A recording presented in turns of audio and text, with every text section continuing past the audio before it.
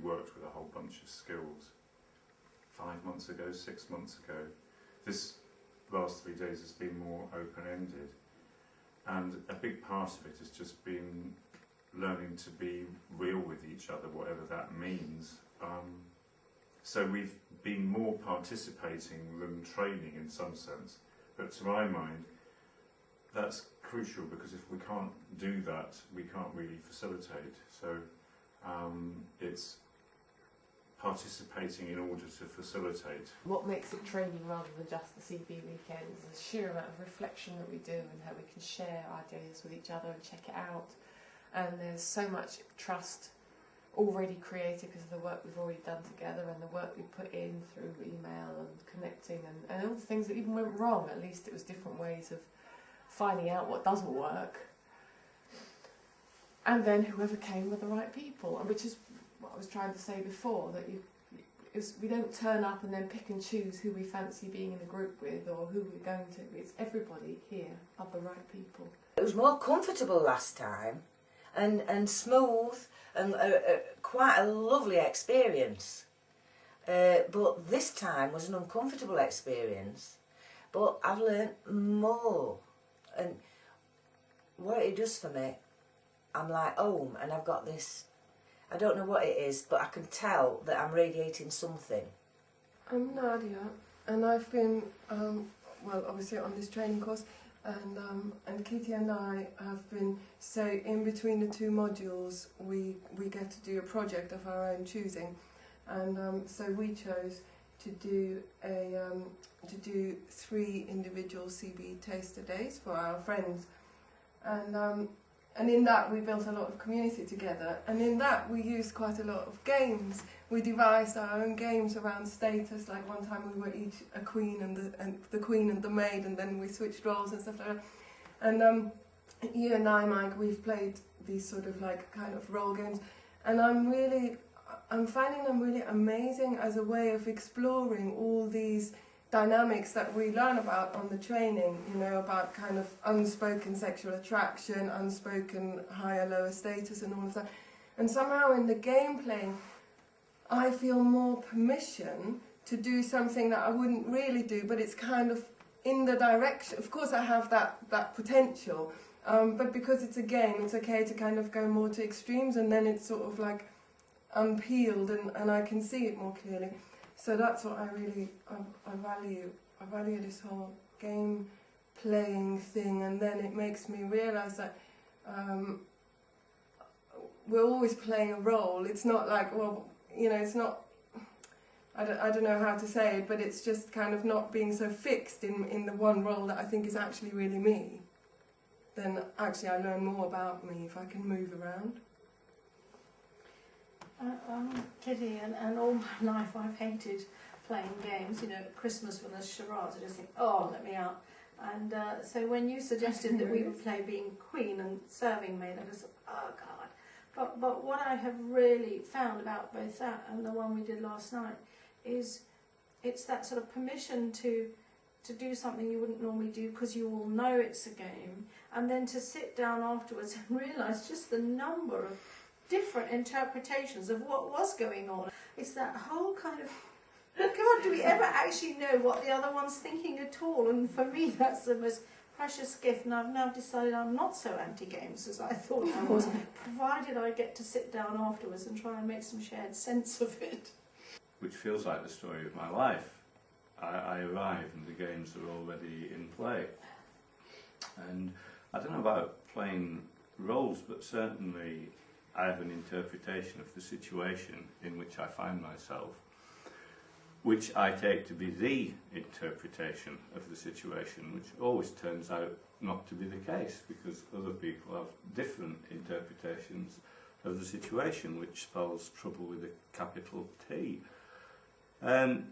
I suppose what I value is what you've said there, Kitty. I don't mind that, so long as there's the opportunity to make some shared sense of it.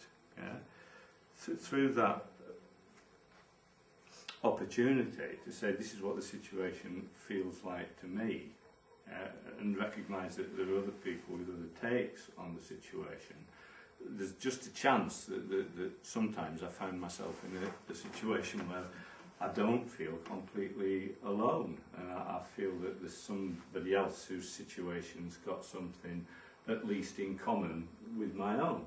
And so I'm saying inside then, oh, it's not just me then. It's hard to measure and what happens is you see things, I see things, Norm and Kitty will see things, and then we have to coordinate what the other person's seen. And so then, as an overall picture, we never get the overall picture from ourselves, because I might see Bill more than I see you. I might see Kitty more than I see you and Bill, depending on who you're encountering with. So you only sort of getting a couple of perspectives. When it goes up onto the net, it can get nasty up there, because the words, there isn't any warmth behind them, they're just printed words. Ever since I've been involved with community building, the single biggest learning for me has been about the commitment of a group to stay together and to just hang in there. And, you know, I'm not saying no one ever walks out of a room, but I am saying I feel an enormous intention for us to find the way through. Whereas in my everyday life, it's quite common for someone to say, well, I'll come back when you're feeling more reasonable. I want to echo, the extraordinary capacity for people in community building to hang in there, the relationships, and yeah, there's an amazing intention to stay open and not to shut down and not to withdraw and not to, you know, put 3 coats of lacquer on it and call it good, but to keep struggling to see where the other person's actually coming from. And knowing that we can go home from here and there will be a next time. We will get back in touch. We will carry on. I do have this real sadness, because I wonder if the level of connection that we can have in community building can be had out there, and I wonder if in some way it's unrealistic, and it makes me, I try to seek it, and I don't find it, and so I feel a bit set off. Because, you know, I can be here like this with you people, but I don't live with you people. So it can intensify the feeling of aloneness.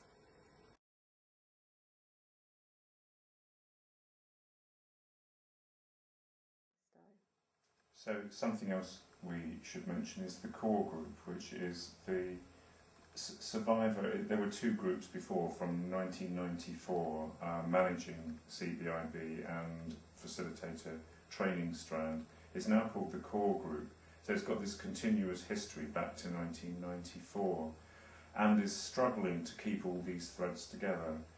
It's not really running them. I think most of what happens in spite of the core group, but that's where we sit with it and struggle with the tensions created by innovation. I think that's how I would describe it. And we do struggle with each other in a very genuine way, so it's an ongoing group and a half, I would call it. Ouch, mate. Well, I'd like to say something about my experience of the core group. Although I find it extremely difficult sometimes, and I do broadly agree with what you said, I also have this imagination of what it is, because sometimes I wonder what's it for and what would happen if it wasn't there. And I think of it as the people, as being the fire at the very centre of community building in Britain, and well, either the fire itself or those who tend the fire and keep it going. So that's my imagination of it, as a fire right at the very centre.